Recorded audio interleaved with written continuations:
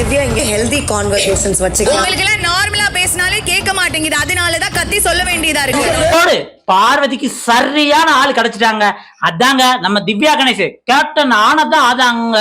இந்த ஆர்மி கேம்ப்னு ஒண்ணு சொன்னாங்களே, அதை விட மோசமான கேம்பா வந்து இவங்களோட கேப்டன்சி கீழ இருக்கும் அப்படிங்கிற மாதிரி தான் இருக்கு. ஹார்ஸா இருக்குன்னா புரியல எனக்கு. நான் தான் கேப்டன், இஷ்டம்னா கேளுங்க, என்ன கேட்காதீங்க. பழைய போட்டியாளர்களாம் இந்த மாதிரி ஒரு ஒயில் கார்டு என்ட்ரி தான் தேவை. அதுக்குதான் விஜய் டிவி கரெக்டா செலக்ட் பண்ணி அனுப்பிச்சிருக்காங்க. மத்த பிரஜன் சாண்ட்ரா அவங்க கூட வந்து கொஞ்சம் பேசுனாங்க. ஆனா இந்த அளவுக்கு போல்டா அடிக்கிறாங்களா கேட்டீங்கன்னா கண்டிப்பா இல்ல. அதுவும் பாரபட்சம் இல்லாம இவங்க பாவம், இவங்க வந்து நமக்கு சைடு அப்படின்னு பாக்குறது இல்ல. யார பார்த்தாலும் வந்து இஷ்டம் இருந்தா இரு, இல்லனா போ அப்படின்ட்டு அடிக்கிறாப்புல ஏறி வராங்க. அந்த அளவுக்கு தான் வந்து திவ்யா கணேஷ் வந்து தன்னோட ஆட்டத்தை ஆரம்பிச்சுட்டாங்கன்னு தான் சொல்லலாம். அதுல பாத்தீங்க அப்படின்னா கேப்டன் ஆனதுக்கு அப்புறம் சில ஸ்ட்ரிக்டான ரூல்ஸ் சொல்றாங்க.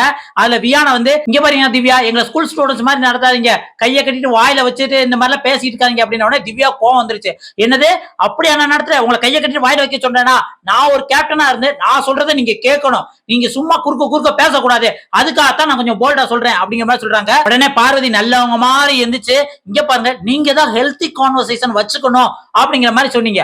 ஆனா நீங்களே வந்து இப்படி வந்து ரொம்ப டெரர் அப்படி அட்டாக் பண்ணீங்கன்னா நாங்களாம் எங்க போறது அப்படிங்கிற மாதிரி சொல்றாங்க. உடனே வந்து உங்களுக்கு எல்லாம் இந்த பாஷையில சொன்னாதான் இப்படி செஞ்சாதான் நீங்க அடங்குவீங்க. சும்மா வந்து ஐயா தாமி அன்பா சொன்னோம்னா நீங்க எல்லாம் கேட்க மாட்டீங்க, நான் இப்படித்தான் கத்தி சொல்வேன், நீங்க இஷ்டம் இருந்தா இருங்க இல்லாட்டி போங்க அப்படிங்கிற மாதிரி வந்து சொல்லிட்டாங்க. அதுவும் நம்ம வாட்டர் மெலன் இங்க பாருங்க, இது ரொம்ப நீங்க ஹார்ஷா பேசுறீங்க, இதெல்லாம் சரியில்லை அப்படின்னு கத்த ஆரம்பிச்சாரு. உடனே வந்து திவ்யா கணேஷ் இங்க பாருங்க, இஷ்டம் இருந்தா இருங்க, இல்லன்னா கிளம்பி போய்கிட்டே இருங்க அப்படின்ட்டு வந்து ஏறிக்கிட்டு அடிக்க வந்தாங்க. அந்த பக்கம் சபரி கெமி எல்லாம் வந்து அன்பா சொல்லி பாக்குறாங்க. இவங்க கேட்கற மாதிரியே இல்ல. ஆனா ஒரு விஷயம் மட்டும் சொல்றாங்க, வேணா குரூப் விஷயம்னா பண்ணிக்கோங்க, நல்ல விஷயத்துக்கு பண்ணிக்கோங்க, கெட்ட விஷயத்துக்கு இந்த வந்து அடுத்தவனை கவுக்கணும் நாமினேஷனுக்கு இதுக்கெல்லாம் குரூப் பண்ணீங்க அப்படின்னா திவ்யா கணேஷ் வந்து திவ்யா கணேஷ் இருக்க மாட்டேன், நான் பொம்பளையா இருக்க மாட்டேன், நான் ஒரு ரவுடியா இருக்கும் பாத்துக்கோங்க அப்படிங்கிற மாதிரி வந்து திவ்யா கணேஷ் சும்மா மிரட்டி விடுறாங்க. இதுக்கு காரணம் வந்து இந்த கண்டஸ்டன்ஸை இப்படி வச்சு செய்யணும் அப்படின்ட்டு முடிவு கட்டி கங்கணம் கட்டிட்டு தாங்க வந்திருக்காங்க.